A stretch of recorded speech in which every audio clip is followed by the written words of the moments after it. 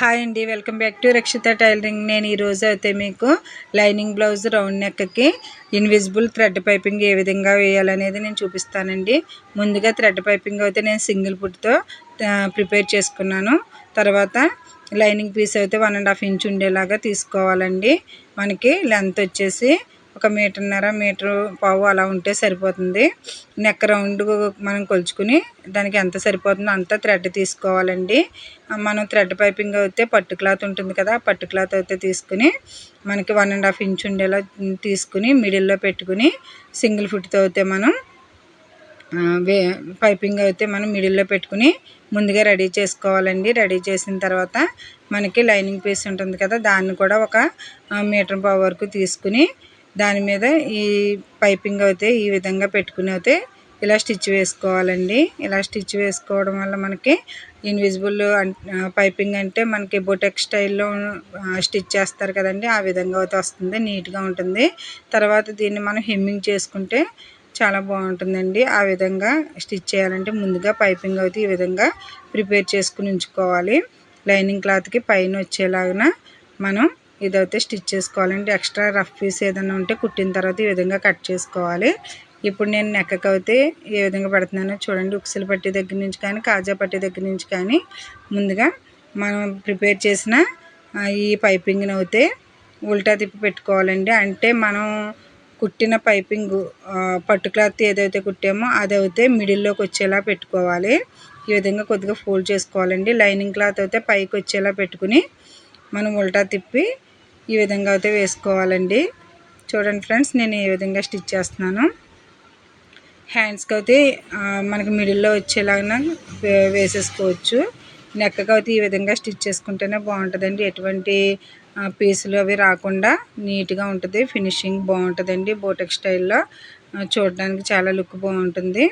మనకి స్టిఫ్గా కూడా ఉంటుందండి. ఈ విధంగా నేను మిడిల్లో పెట్టాను చూసారండి. రెడ్ క్లాత్ ఏదైతే కుట్టానో అది మిడిల్కి వచ్చేలాగా పెట్టుకుని పైన అయితే లైనింగ్ క్లాత్ ఉండేలాగా సింగిల్ ఫుట్ తోటే మనం ఈ స్టిచ్ అయితే వేసుకోవాలి. 1/2 ఇంచు లెంత్లో అయితే ఇది ఇలా వేసుకుంటూ వెళ్ళాలంటే నెక్ రౌండ్ చుట్టూ కూడా నీట్గా ఒకే లెంత్లో వచ్చేలాగా స్టిచ్ పడాలి. మనకి సింగిల్ ఫుట్ అయితేనే మనకి థ్రెడ్ పైపింగ్ మీదకి ఎక్కకుండా ఉంటుందండి, మనకి నీట్గా వస్తుంది. ఈ విధంగా అయితే మనం కంప్లీట్ చేసుకోవాలి. నెక్ రౌండ్ చుట్టూ కూడా కాజా పట్టి వరకు కూడా ఈ విధంగా కుట్టుకుని దాన్ని కొద్దిగా ఫోల్డ్ చేసుకుని అయితే ఈ విధంగా స్టిచ్ చేసుకోవాలి. ఇప్పుడు దీన్ని మనం టక్స్ ఇచ్చుకుందామండి. ఏమన్నా కొంచెం ఎక్స్ట్రా పీస్ ఉంటే దాన్ని కొంచెం కట్ చేసేసుకోవాలి. ఎక్కడైతే ఎక్స్ట్రా పీస్ ఉందో దాన్ని కొంచెం కొంచెం కట్ చేసుకుని ఇలాగ నెక్ రౌండ్ చుట్టూ కూడా టక్స్ ఇచ్చుకోవాలండి. ఇలా టక్స్ ఇచ్చుకోవడం వల్ల నెక్ నీట్గా అయితే రౌండ్ తిరుగుతుంది. టక్స్ ఇవ్వకపోతే రౌండ్ తిరగదండి. రౌండ్ అయితే మనకి నీట్గా రావాలి కాబట్టి ఈ విధంగా టక్స్ ఇచ్చుకున్న తర్వాత చూడండి ఫ్రెండ్స్, ఇది గోట్ అయితే ఈ విధంగా ఉంది. దీన్ని కొంచెం 1/4 ఇంచుకి అయితే నేను ఫోల్డ్ చేస్తున్నాను. ఏదైతే లైనింగ్ పీస్ ఉందో అది రైట్ సైడ్కి పెట్టుకుని కొంచెం 1/4 ఇంచు అయితే మనం ఫోల్డ్ చేసి ఈ విధంగా అయితే ఇంకొక స్టిచ్ వేసుకోవాలండి. నేను అయితే 1/4 ఇంచు అయితే నేను ఫోల్డ్ చేసి ఈ విధంగా అయితే నెక్ చుట్టూ కూడా నేను రౌండ్గా స్టిచ్ చేస్తున్నాను.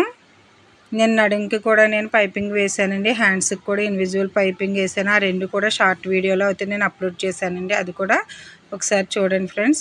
మీకు నడుంకి ఎలా వేసుకోవాలి, హ్యాండ్స్కి ఎలా వేసుకోవాలి అనేది రెండు కూడా నేను షార్ట్లో అప్లోడ్ చేశాను.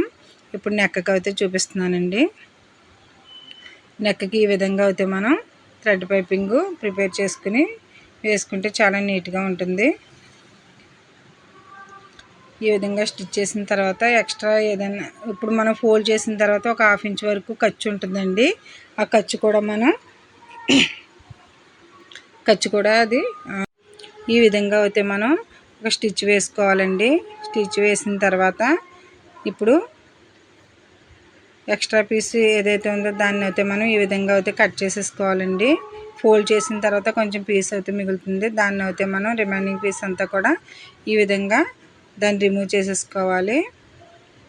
ఈ విధంగా కట్ చేసేయాలండి. కట్ చేసేస్తే మనకి ఓన్లీ హెమ్మింగ్ చేసుకునే పట్టి ఒకటే ఉంటుంది. ఇది ఉండడం వల్ల మనం ఫోల్డ్ చేసినా కానీ అది ఎక్స్ట్రా బయటకు అయితే ఎక్సెస్ వచ్చేస్తుందండి. అందుకోసం మనం దాన్ని ఉంచకూడదు. మామూలుగా పైపింగ్ లేకపోయినా కానీ రౌండ్ నెక్ ఏదైతే స్టిచ్ చేస్తామో క్రాస్ బెల్ట్ దానికి కూడా ఈ విధంగానే ఫోల్డ్ చేసిన తర్వాత కట్ చేసుకోవాలండి.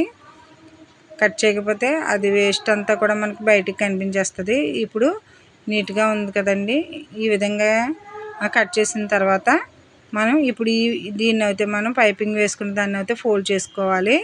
ఈ విధంగా వచ్చింది కదండి మనం పైపింగ్ చేసింది. దీన్ని ఇంకొక ఫోల్డ్ అయితే చేసుకుని సింగిల్ ఫుట్తో ఆ థ్రెడ్ పైపింగ్ చుట్టూ కూడా కరెక్ట్గా థ్రెడ్కి క్లాత్కి మిడిల్లో స్టిచ్ పడేలా చూసుకుని 1 స్టిచ్ అయితే మనం నెక్ రౌండ్ చుట్టూ కూడా వేసేసుకోవాలండి. ఈ విధంగా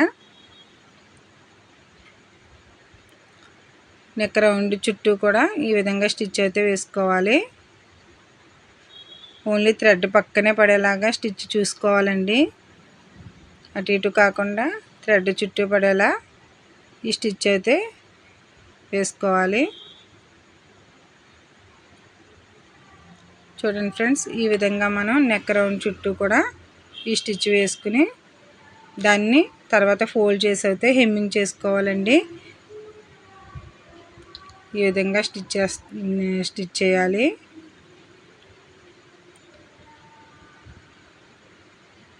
ఈ స్టిచ్ చేసిన తర్వాత మనకి ఒక బెల్ట్లా అయితే మనకు వస్తుందండి. చూడండి ఫ్రెండ్స్, ఇదిగోండి ఒక బెల్ట్లా అయితే మనకి కనిపిస్తుంది లోపల సైడ్. అదిని పైపింగ్ అయితే నీట్గా ఉంటుంది. Thank you friends. ఈ వీడియో కనుక మీకు నచ్చినట్లయితే లైక్ చేయండి, షేర్ చేయండి, మా ఛానల్ని సబ్స్క్రైబ్ చేయండి.